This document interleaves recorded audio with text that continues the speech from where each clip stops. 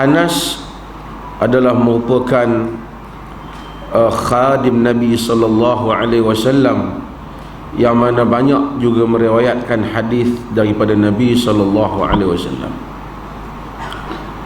Di kalangan sahabat-sahabat Nabi sallallahu alaihi wasallam, ada yang zahir pada mereka banyak riwayat, tetapi tidak zahir daripada mereka fiqh ataupun fiqh. Seperti Abu Hurairah, dia banyak riwayatnya, tapi pandangan-pandangan fiqh Abu Hurairah tidak sebanyak ataupun semasyhur Ibnu Abbas ataupun Ibnu Umar ataupun Abdullah bin Mas'ud. Ini menunjukkan bahawasanya sebahagian ahli riwayat mereka mementingkan riwayat, mereka tidak sangat membicarakan tentang fiqh, yakni kesimpulan apa yang ada di dalam riwayat. Saya dipahamkan hari ini ada daurah usul fiqh. Usul fiqh ialah kita mempelajari bagaimana mempelajari kaedah dan hukum, bagaimana fiqh itu dirumuskan, bagaimana sesuatu itu boleh menjadi wajib, sesuatu itu boleh menjadi sunat dan seumpamanya. Kerana kadang-kala ia bukan soal hanya menghafal riwayat, tetapi memahami apa yang ada dari sebalik riwayat.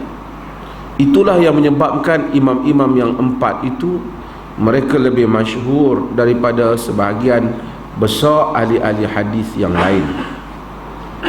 Imam Muslim umpamanya hebat di dalam periwayatan, tapi kurang diriwayatkan daripadanya pandangan-pandangan di dalam fiqh. Imam Abu Hanifah tidak banyak periwayatannya di dalam hadis. Bahkan ulama-ulama hadis mendhaifkan riwayat Abu Hanifah, bukan kerana Abu Hanifah itu didhaifkan kerana pribadinya tidak baik, tetapi di sudut dhabit. Maka kita dapati ramai di kalangan ulama hadis, An-Nasa'i dan selain daripadanya telah menilai Abu Hanifah sebagai dhaif di sudut riwayat, walaupun itu dibantah oleh sebahagian ulama-ulama khususnya di dalam mazhab Hanafi. Tetapi kalau kita lihat pada kitab-kitab jarh wa ta'dil yang lepas, yang zaman terdahulu, yang awal, memang sebahagian mereka mendhaifkan Abu Hanifah, bukan kerana pribadi dhaif, tetapi kerana kekuatan riwayat di sudut dhabit. Di sudut dhabit, dia bukan dari kalangan ahli riwayat, tapi kita tidak pernah, orang tidak pernah mempertikaikannya di sudut dia sebagai ahli fiqh, ahli fiqh. Al-Imam Syafi'i, dia selepas Abu Hanifah, Imam Malik. Imam Malik dia menggabungkan semua, sebab disebut bahawasanya Malik ini alim di dalam hadis dan sunnah, alim bil hadis was sunnah jami'an. Kerana para ulama seperti Abdul Rahman bin Mahdi membezakan antara hadis dan sunnah. Ada kata Sufyan al-Thawri alim bil hadis, wal Auza'i alim bis sunnah, wal Malik alim bihima jami'an. Ada ulama yang alim dalam hadis, ada yang alim dalam sunnah.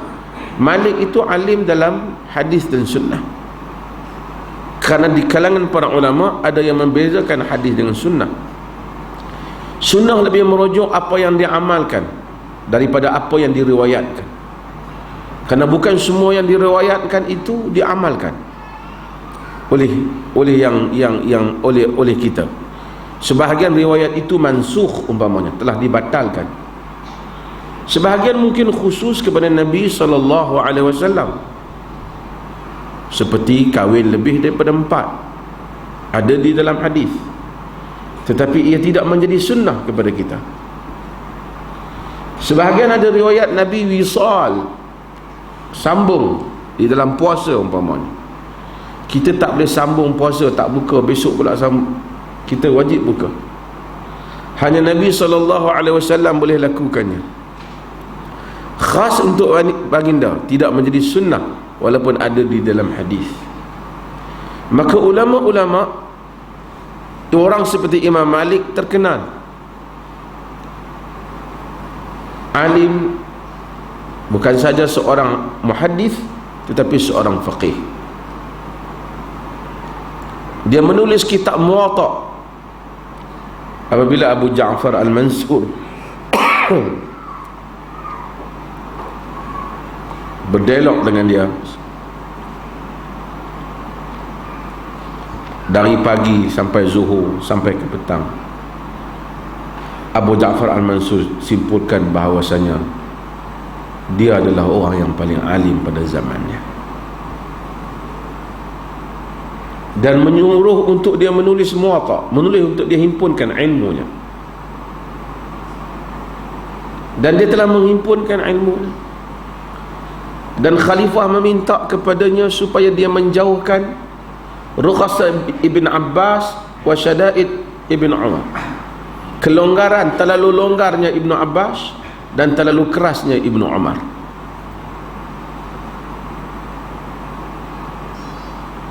Malik, saya sebut bahawa ni Imam Malik ni imam Darul Hijrah. Orang lain semua hijrah. Orang lain, kalau Abu Hanifah, dia di Iraq, mengambil ilmu Abdullah bin Mas'ud yang berada di Iraq. Selepas Abu Hanifah, Imam Malik di Madinah, tak pergi mana, ngaji dengan orang Madinah. Semua guru dia orang Madinah. Sehingga ada bab ataupun ada kaedah di dalam mazhab Malik. Antaranya kaedah penghukuman yang dipakai dalam mazhab Malik, dia panggil amal ahli Madinah. Kan mengaji Sufi, amal ahli Madinah, sebagai salah satu daripada sumbernya Quran dan Sunnah. Dan pecahan daripada itu yang dikira juga ialah diambil kira ialah amalan ahli Madinah. Jika ada amalan tertentu yang dia lihat ahli Madinah konsisten atas benda itu, dia ambil kira dalam penghukumannya. Di atas dasar kerana pada zaman dia ramai lagi anak-anak murid sahabat hidup, maka berguru, dan mereka merupakan generasi salaf. Pun begitu, ulama-ulama telah menulis menolak pandangan Imam Malik kerana menjadikan amalan ahli Madinah sebagai ukuran. Sebab itu Imam Malik tolak puasa 6, kerana dia tengok orang Madinah tak buat. Sebab dia lihat kalau hadis itu sabit, kata dia, betul hadis itu betul, sahih, bukan dia petikai Nabi, dia bincang soal kesabitan hadis, sejauh mana hadis itu tepat dari segi rawinya. Kalau tepat, katanya, tentulah orang Madinah akan puasa, tentu sahabat puasa, anak-anak murid sahabat puasa. Jadi yang ada semua tabi'in semua akan puasa lah. Kalau dah atba'u tabi'in, anak-anak murid tabi'in akan puasa semua zaman tu mereka. Dia tengok mereka tak puasa, lalu dia tak mau. Dia bukan menolak hadis, dia anggap sebagai syadz, dia anggap sebagai ganjil dalam hadis. Imam Syafi'i, murid dia, kata tak boleh, kita kena terima sebab ada hadis. Saing dia pada zaman itu yang dianggap alim tapi anak murid dia tak ramai tapi hebat, iaitu Al-Lais bin Sa'ad.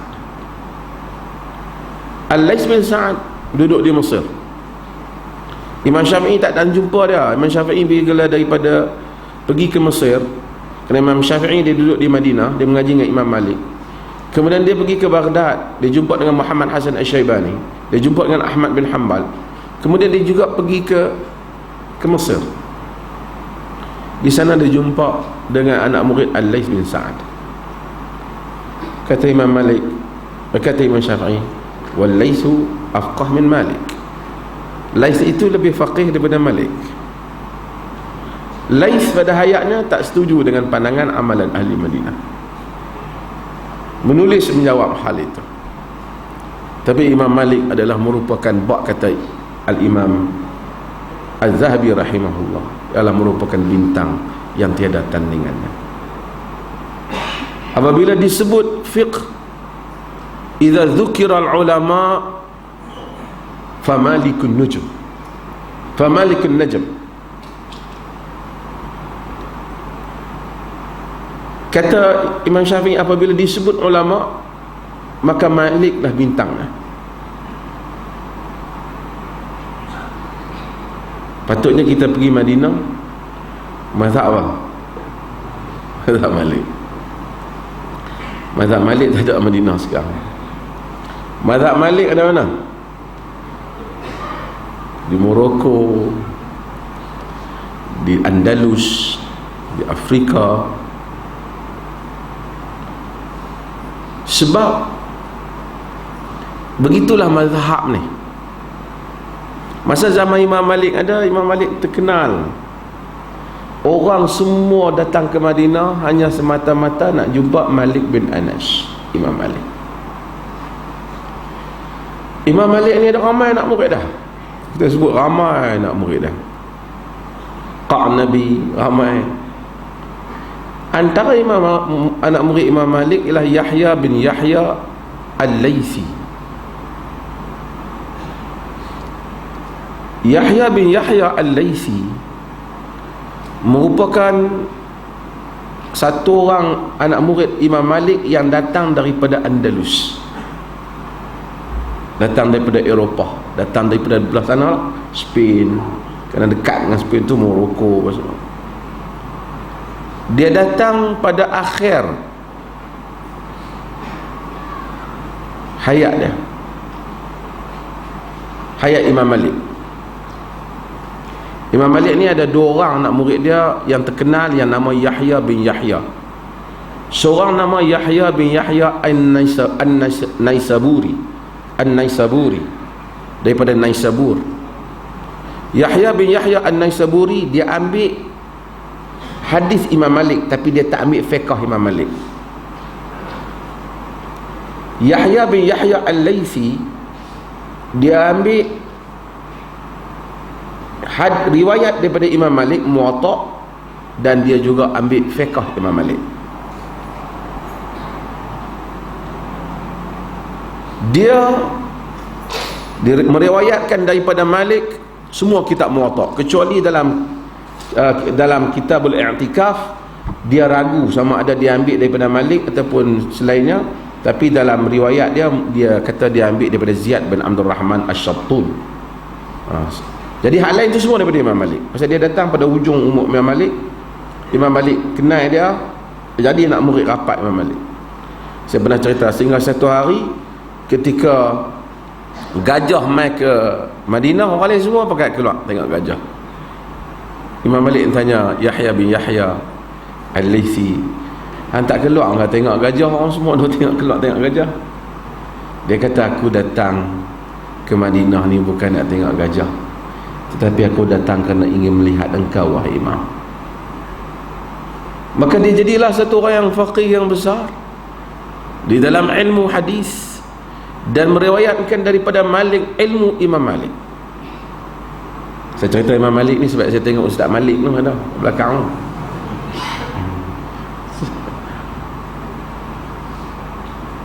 Dialah yang membawa ilmu Imam Malik ke Andalus.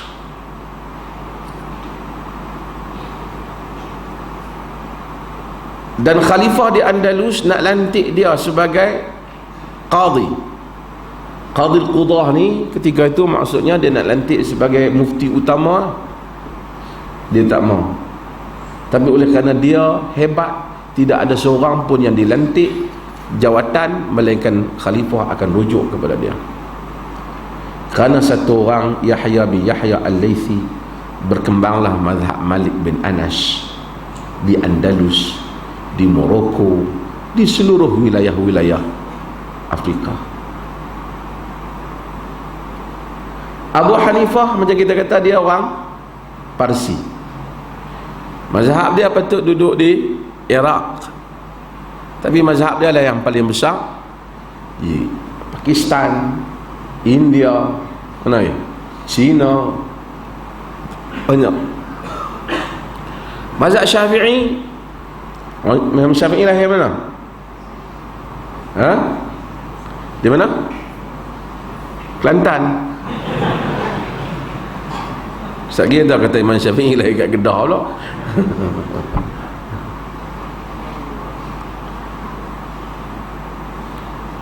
Daripada Palestin, tapi dia betul-betul Quraisy, keturunan Nabi. Dia menghimpunkan, dia adalah Nasirus Sunnah, pembela sunnah. Digelar Imam Syafi'i ini sebagai Nasirus Sunnah, pembela sunnah. Dia yang menghimpunkan qaul dalam aliran qiyas Abu Hanifah dan aliran hadis seperti Malik dan seumpamanya. Imam Ahmad mengambil fiqh daripada Imam Syafi'i. Imam Syafi'i mengambil riwayat sebahagian daripada Imam Ahmad. Imam Ahmad juga ambil riwayat daripada Imam Syafi'i, terutama sebahagian riwayat di dalam Muwatta. Dan kemudian demikian, seketika mazhab Syafi'i itu kuat berada di Makkah dan Madinah. Mungkin dalam tempoh 500 tahun berasan kali. Sehingga orang-orang yang fanatik mazhab Syafi'i seperti As-Subki, lama dengar marah sekata gitu.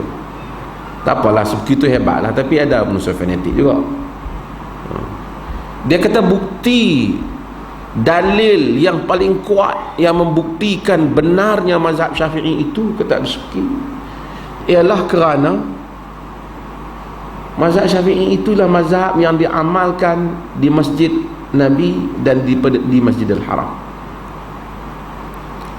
di mana setiap subuh telah berlakunya qunut yang mana Nabi dengar, dan setiap hari di Masjidil Haram orang telah qunut dan menjaharkan bismillah, tanda bahawasanya inilah mazhab yang benar, dalil yang paling nyata, kata Subki.